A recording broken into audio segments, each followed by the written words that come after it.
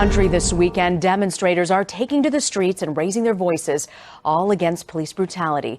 Terry Okita says there's been trouble in several cities.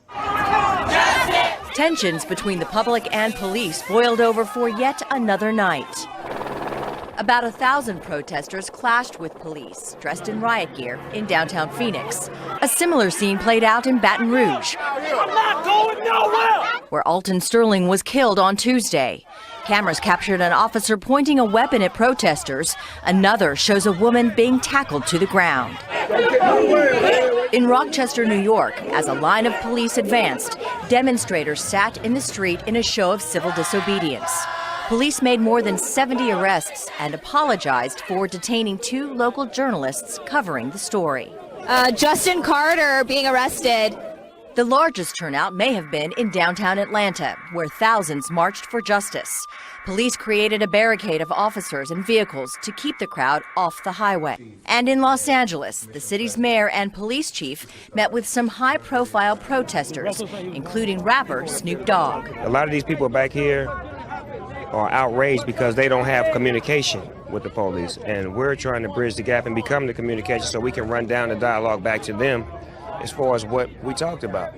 Snoop Dogg, Beyonce, and now Serena Williams, fresh off her Wimbledon win, have joined lawmakers in calling for nonviolence. Next to some very hard facts. Although police officers use force very rarely, it is 3 times more likely to happen in encounters with African Americans. But also this, the number of officers killed on duty, 26 so far this year. At the same time last year, 18. ABC's Kana Whitworth reports on the officers who live with that threat every day.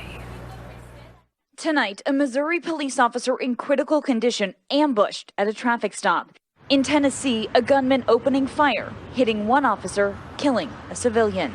In both shootings, the alleged gunmen were black. Investigators say they claim to be troubled by the recent shootings by officers. Police now in the crosshairs. Tonight, many under orders to patrol in pairs. Jason Ariano, a veteran in Orange County, his department also changing tactics. He now wears a tactical bulletproof vest outside of his uniform. You said because of what happened in Dallas and the overall threat against police officers right now, you might be doing some things differently today. I want to be more careful. Have you ever felt targeted because you're a police officer? Yes. There's been a few times where I felt my life's been in danger and I've been fearful. I'm not gonna lie, I mean, I'm human. I mean, stuff scares me too. I don't want to die, but I'll do whatever it takes to protect the people of this community. Officers sworn to an oath, whether on patrol or in the streets of Dallas, running toward the gunfire. In Warsaw, Poland, President Obama addressed the Dallas attack. It was a rare news conference for the weekend. This has been a tough week. President Obama acknowledged America's pain in the wake of the Dallas shooting, but strongly rejected claims that the country's racial divide has deepened. So when we start suggesting that somehow there's this enormous polarization and we're back to the situation in the 60s, and that's just not true. You're not seeing riots and you're not seeing police going after people who are protesting peacefully. He compared the recent attack to the 2015 massacre of black churchgoers by a mentally ill white shooter in Charleston, and said the Dallas shooter was deeply troubled.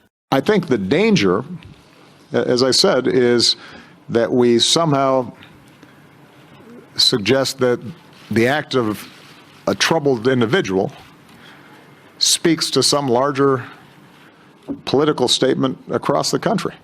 It doesn't. Don't shoot! But there is racial bias in America's justice system, he said, and pointed to videos of police brutality in Louisiana and Minnesota as evidence. Those instances and the murder of Dallas police, Mr. Obama said, should prove to gun control opponents that easy access to weapons needs to be curbed. If you care about the safety of our police officers, then you can't set aside the gun issue and pretend that that's irrelevant. Whenever any type of violence breaks out in another country, the U.S. State Department goes into mom mode and doesn't hesitate to issue out a travel advisory. For example, France after the Paris attacks, as well as Bangladesh. And let's not forget Mexico during all that cartel chaos. But what if we told you the goody two-shoes U.S. has now become the troublemaker? Now I am too hurt.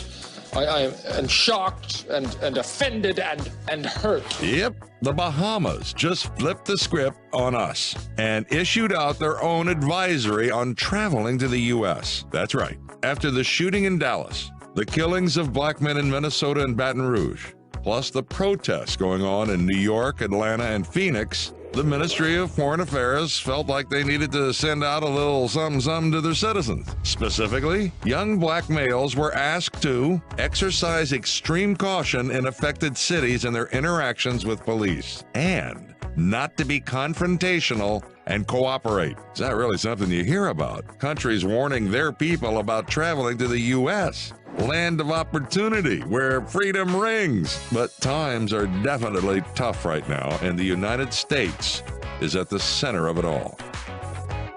Tonight, Miami-Dade police have given the all clear at Nicholas Children's Hospital. Miami-Dade police evacuated that building today when they received some sort of threat. A little bit before 7 Friday evening, police finally gave an all clear, allowing kids, their doctors, and nurses to go back into Nicholas Children's Hospital. I was nervous and scared. 12-year-old Shania Woods had just got to the hospital when a bomb threat was called in. At first, I was in the bed getting IV in my finger, and then that's when all I just heard a doctor say, we have to hide quickly because someone is in the area. Let's go, let's go. This is the scene from inside Nicholas as people quickly tried to get out. Chaos as police escorted groups to safety. There was a lot of people running around, people were screaming. But some patients and doctors barricaded themselves in different areas of the hospital. I was panicking because we had got locked up in a room and they was telling us to hide. Outside, parents of patients could do nothing but wait for word of what was going on. Some feeling helpless with no news on the whereabouts of their children. Just sad because I'm outside and they're in there, so, you know. The parents who could kept in constant contact on the phone. Those inside asking for answers, and those outside also trying to figure out what was going on. It's very scary in there for them. They're scared in there. They don't know what's going on. They're watching the news and seeing all the commotion out here. Multiple local and county schools are dropping the tradition of prayer. That comes after anti-religion groups told the schools it's unconstitutional. One school board council in South Carolina is opening their meetings now with a moment of silence instead of praying. American United for Separation of Church and State said the tradition exploits the prayer opportunity to advance the Christian faith. Meanwhile, a school superintendent in Arkansas has dropped prayer from all future graduation ceremonies. The no prayer trend is also taking place in the areas of Florida and North Carolina. Don't want to be afraid, hard not to hesitate, but we can't wait to be the change.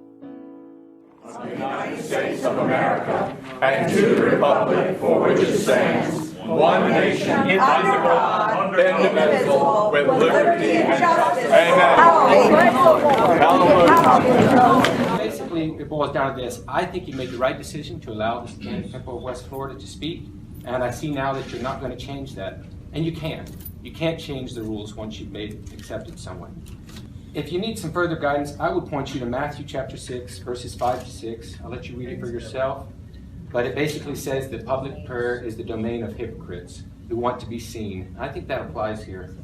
But maybe another rule, more universal, Luke 6:31, do unto others as you would want done to you. How would you feel if you were a non-Christian, you came to nearly every meeting and heard Christian prayer over and over and over? In the end, I want to thank you because we will be speaking on July 14th. And I want to say, Alvae Santanas, Hail Satan! Our safe space has been invaded. This is our safe space. Well, Moscow says it expelled 2 American diplomats last month in retaliation for the U.S.'s expelling 2 Russian officials. The Russian Foreign Ministry says the two were embassy staff members who were expelled after a similar, quote, unfriendly move by Washington. One of the Americans was involved in a scuffle with a Russian policeman. Now, Moscow says if Washington decides to move on the path of escalation, it won't be left without a response.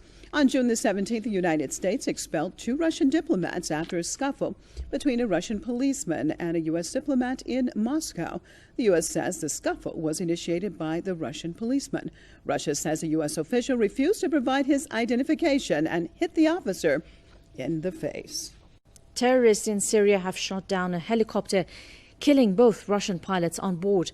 The Syrian helicopter flown by the Russian pilots was downed near the Syrian city of Palmyra. The Russian Defense Ministry has confirmed the attack and identified the pilots as Riafagat Khabibulin and Yevgeny Dolgin. ISIL has claimed responsibility for the assault. Back in November, a Russian rescue helicopter was shot down by Syrian militants while searching for pilots missing following the downing of a Russian jet by Turkey. The recent deaths bring the overall number of Russian troops killed in the conflict in Syria to 12. Another provocation from North Korea. This time it tried unsuccessfully to test fire a submarine-launched ballistic missile, or SLBM. South Korea's Joint Chiefs of Staff says Saturday that a missile was launched at around 11:30 a.m. South Korea time from a 2,000-ton submarine near the eastern port city of Sinpo. While it ejected the submarine normally, the missile only travelled a few kilometres before exploding in midair at an altitude of 10,000 metres. The South Korean military has strongly condemned the launch attempt. It says North Korea's latest provocation following its Musudan missile launches last month violate UN security resolutions on the regime. Saturday's launch is the latest in a series of SLBM experiments and Pyongyang's second attempt this year. North Korea claimed it successfully test-fired a KN-11 SLBM in April, but officials in Seoul dispute that, saying the missile flew only 30 kilometres before breaking up in mid-air. The minimum range of the KN-11 is 300 kilometres.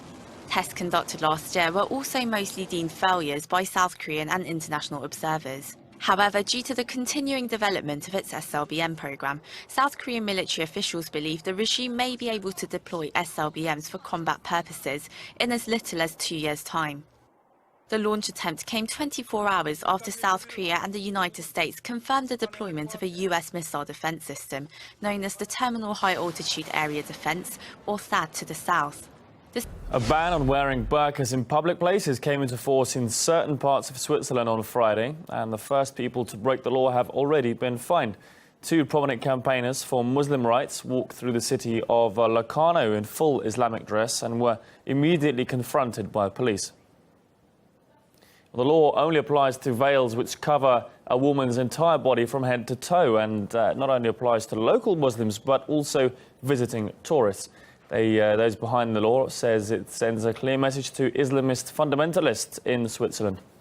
Back in 2011, France became the first European state to ban covering the face. Belgium soon followed suit, with a similar law coming into effect the same year. A ban in the Netherlands doesn't completely outlaw veils in public, but prohibits them in certain situations or for security reasons. And last year, the wealthiest region in Italy, Lombardy, stopped women from wearing burqas in hospitals and government buildings. This is Lake Pa'apa, once Bolivia's second largest lake. It's now nothing but a dry, cracked, salty expanse. The government's declared it a disaster. Located more than 12,000 feet up in the Bolivian plains, the lake was once teeming with life, a source of food and income for local fishermen. But drought caused by recurrent El Niños and warming temperatures have taken their toll.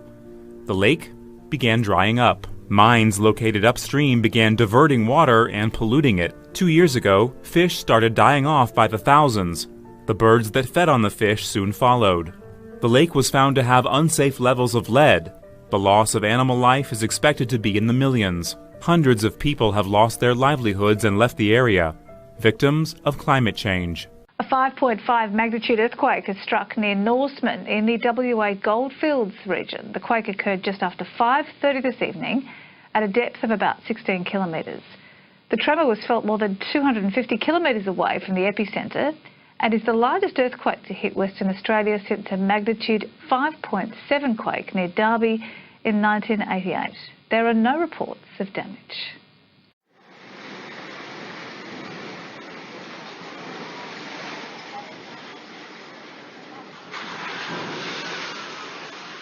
In Boise, look at that. Chilly times, 23 degrees cooler than you should be. Salt Lake City, -6 from that's going to be your departure. And then as we make our way into early Monday morning, take a look at this. Holy ice cream, how about that? In Yellowstone National Park, going with 33. Jackson Hole with 39 degrees. Stanley, wow, man, going with 32.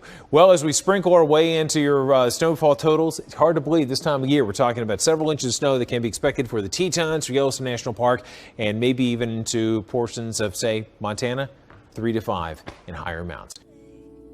Free from hate, think of the future that we could create. Face the facts today. There's a better way. Take one step back and say there's a better way.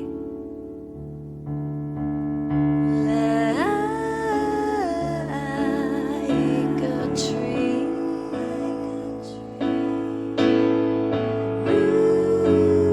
rooted in peace, in peace.